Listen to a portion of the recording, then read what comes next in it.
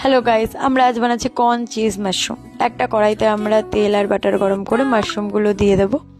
তারপর এটা একটু ফ্রাই করে জল বের হওয়া পর্যন্ত ওয়েট করে এটার মধ্যে কর্ন দিয়ে দেব, আগের থেকে সেদ্ধ করে রাখা কর্নগুলো। আর একটা দেন এটাকে একটু নেড়ে তারপরে আর একটা কড়াইতে আমরা বাটার আর তেল গরম করে নেব। তারপর এটার মধ্যে পেঁয়াজ কুচি, রসুন কুচি, আপনারা ক্যাপসিকাম আদার্স ভেজিটেবলও অ্যাড করতে পারেন, আমি করিনি। দেন কর্ন আর মাশরুমটা ঢেলে দেবো। তারপর এটাকে ভালো করে নেড়ে এটার মধ্যে অ্যাড করব নুন, রেড চিলি পাউডার আর ম্যাজিক মশলা। ম্যাজিক মশলাটা অপশনাল, নাও দিতে পারেন চাইলে।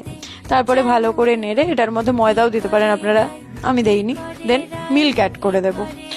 তারপর এটাকে একটু ফুটতে দিয়ে এটার মধ্যে ব্ল্যাক পেপার আর চিজ দিয়ে দেব। চিজ দিয়ে একটু নেড়ে এটার মধ্যে অ্যাড করব আমরা স্প্রিং অনিয়ন আর কোরিয়ান্ডার। দেন আমাদের মাশরুম রেডি।